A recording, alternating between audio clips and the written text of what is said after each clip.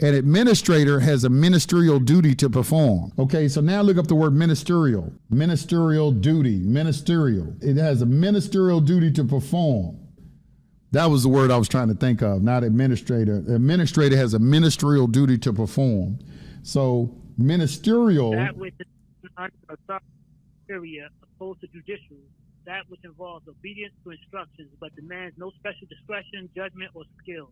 Exactly. Now you see that defines an administrator. They don't have no discretion, judgment, or skill.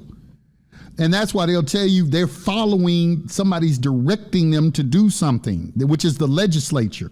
That's why if you look in a judicial hearing on TV, I watch all this stuff. You'll have Congress, some senators up there grilling a judge. Why were you doing this? They're grilling administrative law judges because they're their employees. Thank you, Mr. Chairman. Judge Craftsher, I'm going to read you a quote, and you tell me whether or not you know who said this, okay? 100% of the women at call centers have been abused. It's an atmosphere of abuse. Anytime we see a call center person, female, all have been abused. Do you know who said that, Judge? I did, but it's taken out of context. Well, Sir, your microphone, can you repeat that, sir? Yes. he said it was taken out of context. Well, let's put that in context. Judge, did somebody testify to that at a lower level? Was that in the record? No, sir, that was my experience. Did you rely on a learned treatise? You made a point of saying in your opening statement how much respect you pay to the federal rules and the Constitution. Was that a learned treatise you relied upon, Judge? No, that was my experience over 20 So you years. made yourself a witness even though the federal rules are very clear that judges are not witnesses. Is that what your testimony is, Judge? That was my opinion, not any others. 100% of female employees at call centers have been abused. I didn't say that. 100% of the people that appeared before me have been abused. And you relied on no learned treatise, no testimony at a lower level, just your innate sense of medicine? No, that's been my experience having hearings. Well, let me ask you about another one of your experiences, Judge. I want to read you another quote and ask you whether or not you recognize who said this, okay? Mm-hmm. How did your family discipline you? Did they hit you on the butt? I'm starting to do some analysis. It's starting to be when women are hit at an early age, they start developing problems in their 20s, late teens and 20s. My ex-wife told me about this. There's something in a girl that's a sexual thing. It arouses certain things. Did you say that, Judge? Yes, I did. Did you rely upon a learned treatise in reaching that determination? No, I relied on... Did you rely on something at a lower level, a hearing, a witness testified to that? No, I relied on my experience hearing case over 20 years. Judge, I hasten to add, because you made a point of saying in your opening statement that your first responsibility is to the Constitution and the federal rules of evidence. Are you aware that judges can't be witnesses? Are you familiar with that, Judge? I don't consider myself a witness. You just testified to your own personal experience. If that's not a witness, what is it? That's a personal opinion. Judges can't express personal opinions either. That's why we have something called experts. So that's Did an expert testify to that, Judge? That's called a First Amendment right. You're considered, so you have a First Amendment right to say whatever the hell you want in a hearing. Is that what you're saying? No, sir. And you can rely upon that when you're spending taxpayer money? No, sir. But that's an isolated case. Well, it can't be an isolated case. I just cited two. Yeah. And my colleague cited others. Yeah, you're taking isolated cases. I've had... let's go a little broader than that, Judge. What is your reversal rate of the hearing officer? Is it in excess of 90%? Yes, it's based upon testimony given to me. All right, and it has to be adjudicated twice before it gets to you, right? That's correct. And only if it's denied does it get to you. So 90% of the time, the people under you are wrong. No, I want to be able to cross... Well, it has to be, or you wouldn't be reversing them. They've denied benefits, Judge, and you've reversed their denial. That means that you're hiring some really dumb people to be hearing officers because they're wrong 90% of the time.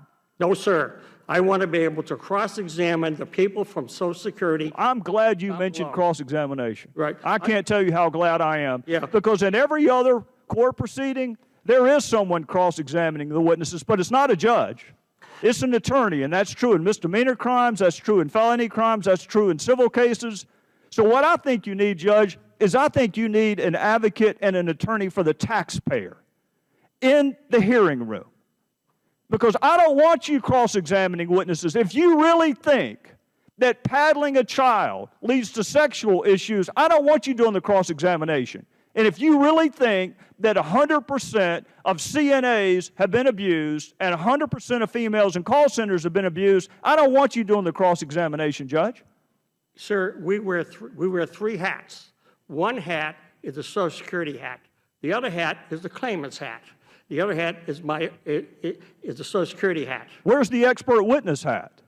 You just said you were an expert witness. We have an adversary system, and I have the right. It's not an adversary system. There's no advocate for the taxpayer that's in the courtroom. We have a non-adversary system, sir. It's a non-adversary system, and I have to wear three hats. It can't be too adversarial, or you would not reverse the hearing officer 90% of the time. And some of your colleagues, 99% of the time, they reverse a hearing officer. And we mistakenly, Judge, thought it was because you were eyeballing the witnesses so you could assess credibility. But we learned from your colleague, Mr. Taylor, that that's not even true. Sir, you don't even have a hearing. You just do it on the paper. Sir, it's not eyeballing the witness. I take testimony. I have had here, this sheet has... And who does the cross-examination? It has 186 ailments on it. Who does... Well, that's your document. Mr. Cummings, no. Mr. Cummings just exposed it. That's your document. No. The attorney also provides one for me. The attorney for whom? For the claimant. That's my point. There is no attorney for the taxpayer. Good. We're going broke. Mr. Chairman, I know I'm out of time, but I'm going to tell you a story from Spartanburg real quickly. I had a judge call me. He's apolitical.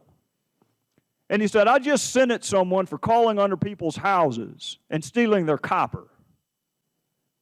And he said, what really struck me as being unusual, Trey, is he is 100% disabled in the back. I want you to think about that, Judge, and I want you to think about one other thing, too. I went on a tour of something called a workability center, where people with special needs value work enough that they go to work every single day. And there was one man who was confined to a wheelchair, had no use of his hands or legs, but his job was to encourage his fellow employees.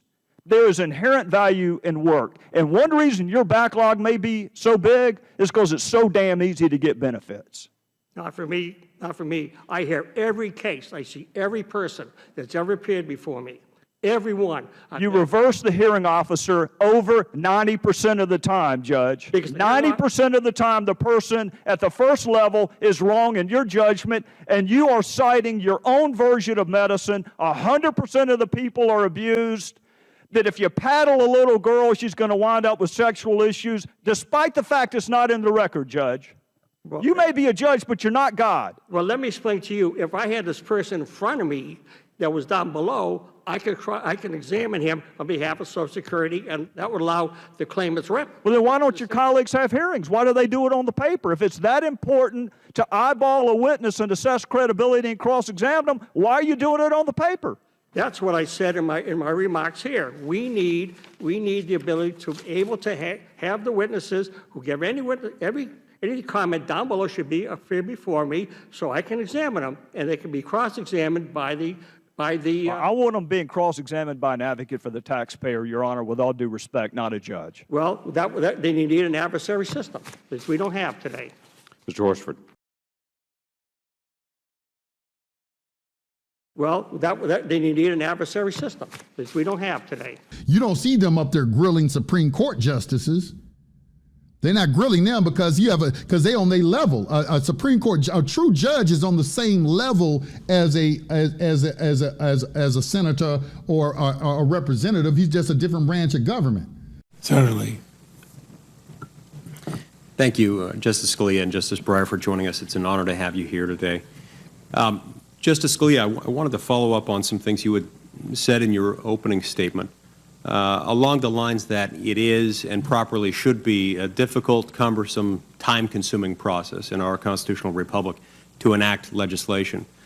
I think the courts can and should play a significant role in ensuring that that's always the case. The court certainly has played a role in the past in cases like INS v. Chatham, in which the court has stepped in and said, you know, notwithstanding the fact that you, Congress, may have found something that makes the process of legislating easier or perhaps even more efficient or collegial, you haven't dotted your I's and crossed your T's in the same way that we contemplated under Article 1, Section 7, Clause 2, requiring bicameral passage and then presentment. And so this provision is invalid.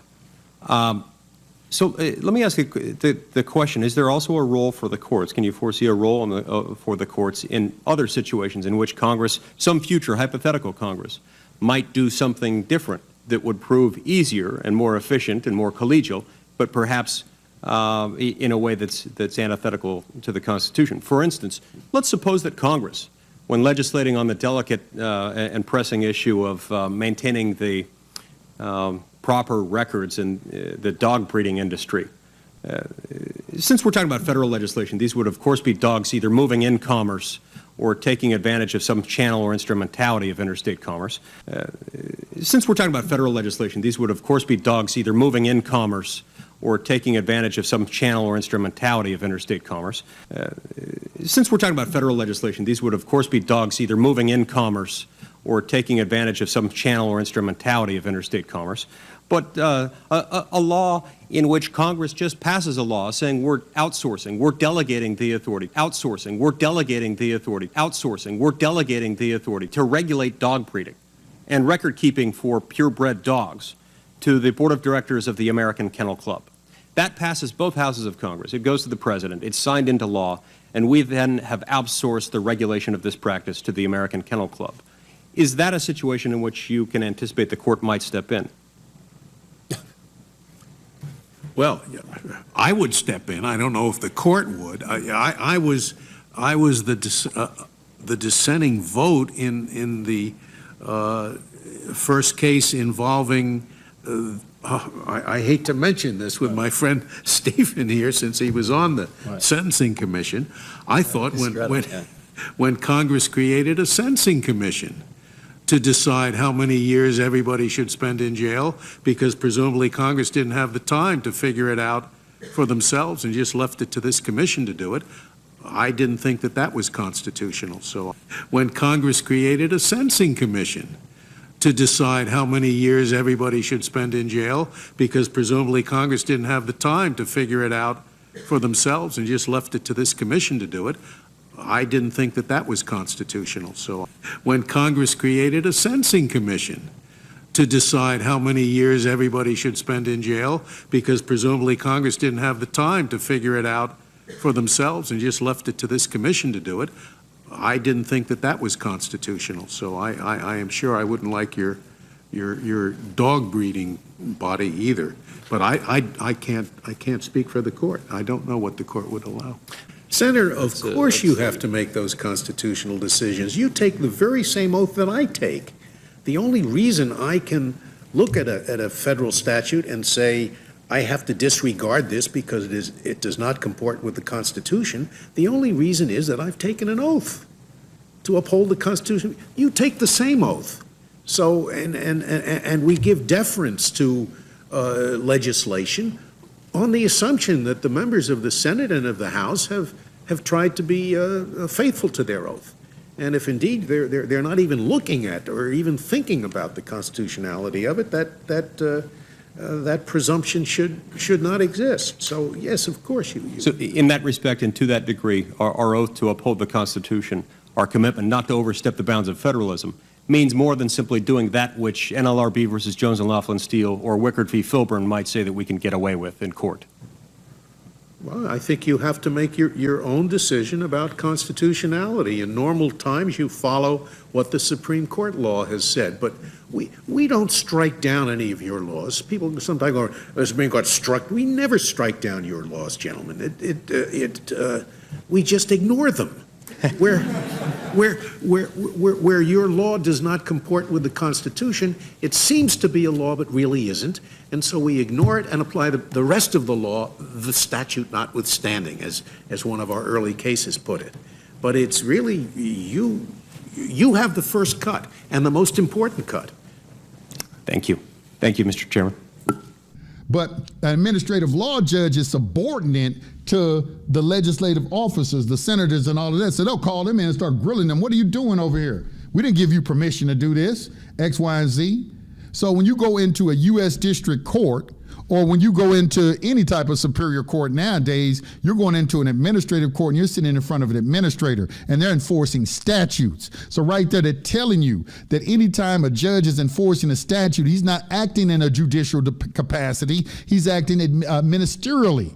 So when you look up the word ministerial, you'll see what it is. He's following a script. They all follow scripts. It's procedures. This is why I say when you do statutes, it's about form. You don't get to substance and you're dealing with equity.